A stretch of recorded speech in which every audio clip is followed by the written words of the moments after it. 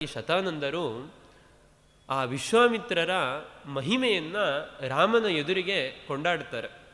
ರಾಮ, ವಿಶ್ವಾಮಿತ್ರರು ಅಂದರೆ ಸಾಮಾನ್ಯ ಅಂತ ತಿಳ್ಕೊಳ್ಬೇಡ ಅಂತ ವಿಶ್ವಾಮಿತ್ರರ ಚರಿತ್ರೆಯನ್ನು ವಿಸ್ತಾರವಾಗಿ ಶತಾನಂದರು ರಾಮನ ಬಳಿಯಲ್ಲಿ, ಸ್ವಾರಸ್ಯ ಅಂತ ಅಂದರೆ ವಿಶ್ವಾಮಿತ್ರರು ಅಲ್ಲೇ ನಿಂತಿದ್ದಾರೆ, ವಿಶ್ವಾಮಿತ್ರರ ಎದುರಿನಲ್ಲೇ ಅವರ ವಿಸ್ತಾರವಾದ ಚರಿತ್ರೆಯನ್ನು ಶತಾನಂದರು ಉಲ್ಲೇಖ ಮಾಡುತ್ತಾರೆ.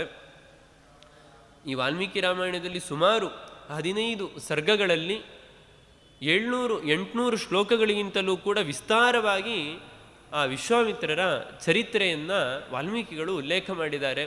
ನಮಗೆ ಇಷ್ಟು ವಿಸ್ತಾರವಾಗಿ ಬೇರೆ ಎಲ್ಲೂ ಕೂಡ ಶಾಸ್ತ್ರದಲ್ಲಿ ಸಿಗೋದಿಲ್ಲ. ಹಾಗಾಗಿ ಆಚಾರ್ಯರು ಸರ್ವಮೂಲದಲ್ಲಿ ಒಂದು ಅದ್ಭುತವಾದ ಮಾತನ್ನು ಹೇಳುತ್ತಾರೆ. ಏಕಂಚ ತತ್ವತೋ ಜ್ಞಾತುಂ ವಿನಾ ಸರ್ವಜ್ಞತಾಂ ನರಃ ನ ಸಮರ್ಥ ಮಹೇಂದ್ರೋಪಿ ತಸ್ಮಾತ್ ಸರ್ವತ್ರ ಜಿಜ್ಞಸೇತ್ ಅಂತ. ಯಾವುದಾದ್ರೂ ಒಂದು ವಿಷಯವನ್ನು ನಾವು ಪೂರ್ಣವಾಗಿ ತಿಳ್ಕೊಳ್ಬೇಕು ಅಂತ ಅಂದರೆ ಸರ್ವಜ್ಞರೇ ಆಗಬೇಕು ಅಂತ. ಸರ್ವಜ್ಞರು ಅಂತ ಅಂದರೆ ಮಧ್ವಾಚಾರ್ಯರಂತೆ ಸರ್ವಜ್ಞರು ಅಂತ ಅಲ್ಲ. ನಮ್ಮ ಕಾಲದಲ್ಲಿ ಎಷ್ಟು ಗ್ರಂಥಗಳು ಉಪಲಬ್ಧಿ ಇದೆಯೋ ಆ ಎಲ್ಲ ಗ್ರಂಥಗಳ ಅಧ್ಯಯನವನ್ನು ಮಾಡಿರಬೇಕು. ಒಂದು ವಿಷಯಕ್ಕೆ ಸಂಬಂಧಪಟ್ಟಂತೆ ಅನೇಕ ಗ್ರಂಥಗಳಲ್ಲಿ ಅನೇಕ ಅಪೂರ್ವ ವಿಚಾರಗಳಿರುತ್ತೆ. ಈಗ ಸುಮ್ಮನೆ ನಾವೊಂದು ವಸಿಷ್ಠ ವಿಶ್ವಾಮಿತ್ರರ ಚರಿತ್ರೆ ಅಂತಲೇ ತಗೊಂಡ್ರೆ ಮಹಾಭಾರತದಲ್ಲಿ ಬರುತ್ತೆ, ಬೇರೆ ಬೇರೆ ಪುರಾಣಗಳಲ್ಲಿ ಬರುತ್ತೆ, ವೇದಗಳಲ್ಲಿ ಬರುತ್ತೆ, ಹಾಗೆ ರಾಮಾಯಣದಲ್ಲಿಯೂ ಕೂಡ ಬರುತ್ತೆ. ಎಲ್ಲ ಗ್ರಂಥಗಳ ಅಧ್ಯಯನವನ್ನು ಮಾಡಿದಾಗ ಒಂದು ವಿಷಯವನ್ನು ಸ್ಪಷ್ಟವಾಗಿ ಪರಿಪೂರ್ಣವಾಗಿ ತಿಳಿದುಕೊಳ್ಳಿಕ್ಕೆ ಆಗುತ್ತೆ ಅಂತ ಆಚಾರ್ಯರು ನಮಗೊಂದು ದೊಡ್ಡ ಮಾರ್ಗದರ್ಶನವನ್ನು ಮಾಡುತ್ತಾರೆ. ಹಾಗೆ ವಿಶ್ವಾಮಿತ್ರರ ವಸಿಷ್ಠರ ಆ ಒಂದು ಕಾಳಗ, ಅವರಲ್ಲಿ ನಡೆದ ಚರ್ಚೆ, ಇದೆಲ್ಲವನ್ನು ಕೂಡ ನಾವು ಸಾಮಾನ್ಯವಾಗಿ ಕೇಳಿರ್ತೀವಿ. ಆದರೆ ವಾಲ್ಮೀಕಿಗಳು ಇದನ್ನು ವಿಸ್ತಾರವಾಗಿ ಹೇಳ್ತಾ ಅನೇಕ ಅಪರೂಪದ ಸಂಗತಿಗಳನ್ನು ಈ ಸಂದರ್ಭದಲ್ಲಿ ತಿಳಿಸ್ತಾರೆ. ಶತಾನಂದರು ವಿಶ್ವಾಮಿತ್ರರ ಚರಿತ್ರೆಯನ್ನು ವಿಸ್ತಾರವಾಗಿ ಹೇಳ್ತಾ ಇದ್ದಾರೆ. ವಿಶ್ವಾಮಿತ್ರರು ಬ್ರಹ್ಮರ್ಷಿಗಳು ಆಗುವುದಕ್ಕಿಂತ ಮುನ್ನ ವಾಸ್ತವಿಕವಾಗಿ ಕ್ಷತ್ರಿಯರವರು. ನಾವು ಹಿಂದೆನೇ ನೋಡಿದ್ವಿ, ಚತುರ್ಮುಖ ಬ್ರಹ್ಮದೇವರ ಮಗ ಕುಶ ಅಂತ. ಆ ಕುಶ ಅನ್ನುವ ರಾಜನಿಗೆ ಕುಶಾಂಬ, ಕುಶನಾಭ, ಆಧೂರ್ತರಜಸ, ವಸು ಅಂತ 4 ಜನ ಮಕ್ಕಳಿರ್ತಾರೆ. ಆ ಕುಶನಾಭನ ಮಗ ಗಾಧಿ ಎನ್ನುವ ರಾಜ. ಆ ಗಾಧಿರಾಜನ ಮಗನೇ ವಿಶ್ವಾಮಿತ್ರರು, ಕೌಶಿಕ ಅಂತ. ಕುಶನ ವಂಶದಲ್ಲಿ ಬಂದಿರ್ತಾರೆ, ಹಾಗಾಗಿ ಅವರಿಗೆ ಕೌಶಿಕ ಅನ್ನುವ ಹೆಸರಿರುತ್ತೆ. ಯಾವಾಗ ಜಗತ್ತಿಗೆ, ಸಮಗ್ರ ಜಗತ್ತಿನ ಉದ್ಧಾರಕ್ಕೆ ಕಾರಣವಾದಂತಹ ಗಾಯತ್ರಿಯನ್ನು ಅವರು ಕಂಡುಕೊಳ್ತಾರೋ ಆಗ ಇಡೀ ವಿಶ್ವಕ್ಕೆ ಅವರು ಮಿತ್ರರಾಗ್ತಾರೆ. ಹಾಗಾಗಿ ವಿಶ್ವಾಮಿತ್ರ ಅನ್ನುವ ಹೆಸರು ವಿಶ್ವಾಮಿತ್ರರಿಗೆ ಬರುತ್ತೆ. ಅಂತಹ ವಿಶ್ವಾಮಿತ್ರರು ಕ್ಷತ್ರಿಯರಾಗಿದ್ದು ಹೇಗೆ ಬ್ರಹ್ಮರ್ಷಿಗಳಾದರು ಅನ್ನುವ ಕಥೆಯೇ ಒಂದು ರೋಚಕ ಅಂತ ವಾಲ್ಮೀಕಿಗಳು ಹೇಳ್ತಾರೆ. ನಾವು ಈ ಪ್ರಸಂಗವನ್ನು ನೋಡಿದ್ರೆ ಒಂದು ಅದ್ಭುತವಾದಂತಹ ಚಲನಚಿತ್ರವನ್ನೇ ತೆಗೆದು ಬಿಡ್ಬೋದು. ಅಷ್ಟು ಸುಂದರವಾಗಿ ಪ್ರತಿಯೊಂದು ಪ್ರಸಂಗವನ್ನು ಕೂಡ ಕಣ್ಣಿಗೆ ಕಟ್ಟುವಂತೆ ವಾಲ್ಮೀಕಿಗಳು ಉಲ್ಲೇಖ ಮಾಡಿದ್ದಾರೆ. ಒಂದೊಂದು ಘಟ್ಟವನ್ನು ನೋಡ್ತಾ ಇದ್ರೂ ಕೂಡ ರೋಮಾಂಚನ ಆಗುತ್ತೆ. ಅದನ್ನು ಓದಿಯೇ ನಾವು ಅನುಭವಿಸಬೇಕು.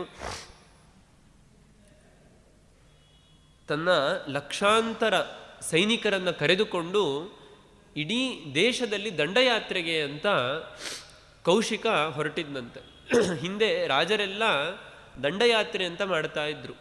ಎಲ್ಲ ಪ್ರದೇಶಗಳಿಗೆ ಸಂಚಾರವನ್ನು ಮಾಡುತ್ತಾ ಎಲ್ಲೆಲ್ಲಿ ದುಷ್ಟರಿರ್ತಾರೋ ಅವರನ್ನೆಲ್ಲ ನಿಗ್ರಹ ಮಾಡಿ ಎಲ್ಲ ಪ್ರಜೆಗಳನ್ನು ರಕ್ಷಣೆಯನ್ನು ಮಾಡ್ತಾ ಇದ್ರು. ಹಾಗೆ ವಿಶ್ವಾಮಿತ್ರರು ಆ ದೇಶ ಸಂಚಾರಕ್ಕೆ ಅಂತ ಹೋದಾಗ ವಸಿಷ್ಠರ ಆಶ್ರಮಕ್ಕೆ ಬರ್ತಾರೆ.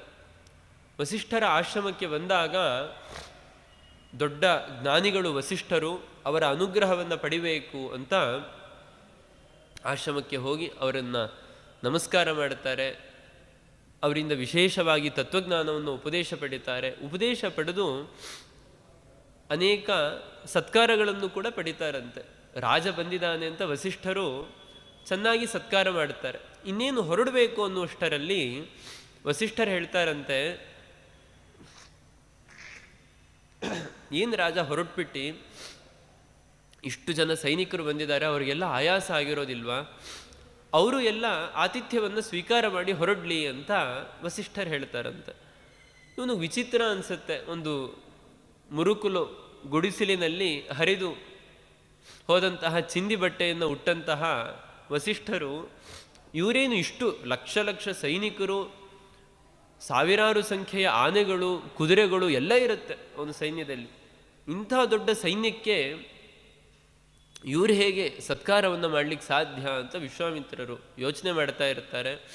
ಆದರೂ ಹೇಳಲಿಕ್ಕೆ ಬರಲ್ಲ. ಋಷಿಗಳು ಅಂತಂದರೆ ತಪಶಕ್ತಿಯಿಂದ ಏನನ್ನ ಬೇಕಾದರೂ ಕೂಡ ಮಾಡ್ಬೋದು ಅಂತ ಅವನು ಒಪ್ಪಿಕೊಳ್ತಾನೆ. ನಾವು ಮುಂದೆ ಭರದ್ವಾಜರ ಆಶ್ರಮದಲ್ಲೂ ಕೂಡ ಇದೇ ಒಂದು ಪ್ರಸಂಗವನ್ನು ನೋಡ್ತೀವಿ. ಭರದ್ವಾಜರ ಆಶ್ರಮಕ್ಕೆ ಭರತ ರಾಮನನ್ನು ಕರೆದುಕೊಂಡು ಬರಲಿಕ್ಕೆ ಅಂತ ಎಲ್ಲ ಸೈನ್ಯ ಸಮೇತ ಹೋಗಿರ್ತಾನೆ. ಭರತ ಹೋಗಬೇಕಾದ್ರೂ ಅಷ್ಟೇ, ಸಾವಿರಾರು ಮಂದಿ ಸೈನಿಕರು, ನೂರಾರು ಕುದುರೆಗಳು, ಆನೆಗಳು ಎಲ್ಲವನ್ನ ಕರೆದುಕೊಂಡು ಹೋಗಿರುತ್ತಾನೆ. ಆಗ ಭರದ್ವಾಜರು ತಮ್ಮ ತಪಶಕ್ತಿಯಿಂದ ವಿಶ್ವಕರ್ಮನನ್ನೇ ಕರೆಸಿರ್ತಾರಂತೆ ದೇವಲೋಕದಿಂದ. ಎಲ್ಲ ದೇವತೆಗಳು, ವಿಶ್ವಕರ್ಮ ಎಲ್ಲರೂ ಬಂದು ಎಲ್ಲ ರೀತಿಯಾದಂತಹ ಅಡುಗೆಗಳನ್ನು ಸಿದ್ಧ ಮಾಡಿ ಆ ಭರತನ ಸೈನ್ಯಕ್ಕೆ ಆತಿಥ್ಯವನ್ನು ತಮ್ಮ ತಪಶಕ್ತಿಯಿಂದ ಭರದ್ವಾಜರು ನೀಡಿದರು ಅಂತ ನಾವು ಮುಂದೆ ಕೇಳ್ತೀವಿ. ಹಾಗೆ ವಸಿಷ್ಠರಲ್ಲೂ ಕೂಡ ಅದ್ಭುತವಾದಂತಹ ಸಾಮರ್ಥ್ಯ ಇರ್ಬೋದು ಅಂತ ವಿಶ್ವಾಮಿತ್ರರು ನಿರೀಕ್ಷೆ ಮಾಡ್ತಾ ಇರ್ತಾರೆ. ಆಗ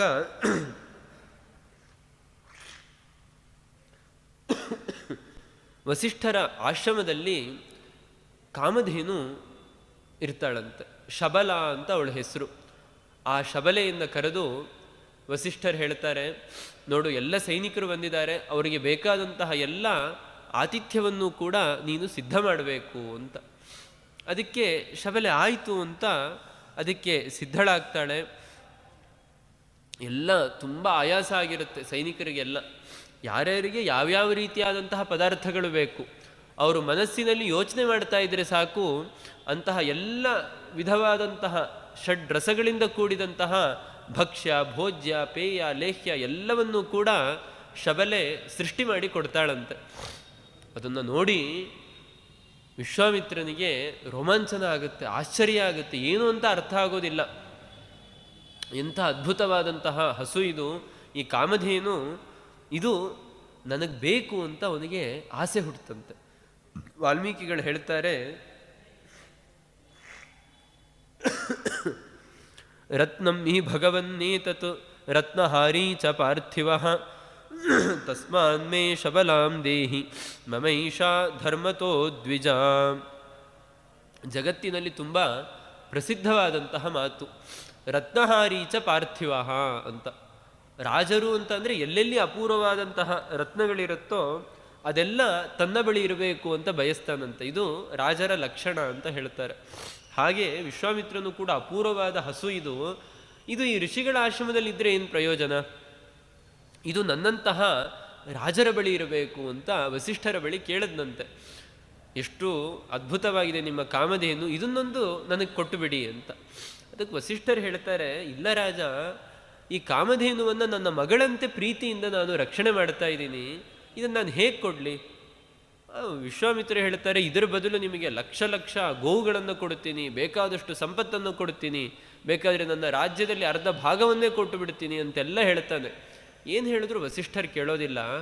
ಇದು ನನ್ನ ಸ್ವಂತ ಮಗಳಂತೆ ನಾನು ನೋಡ್ಕೊಳ್ತಾ ಇದ್ದೀನಿ, ದುಡ್ಡುಗೋಸ್ಕರ ಯಾರಾದರೂ ಮಕ್ಕಳನ್ನು ಮಾರಾಟ ಮಾಡ್ತಾರೆ, ಹಾಗಾಗಿ ನಾನು ಕೊಡಲಿಕ್ಕಾಗೋದಿಲ್ಲ ಅಂತ ವಸಿಷ್ಠರು ಹೇಳಿದಾಗ ಅವನಿಗೆ ಕೋಪ ಬರುತ್ತೆ.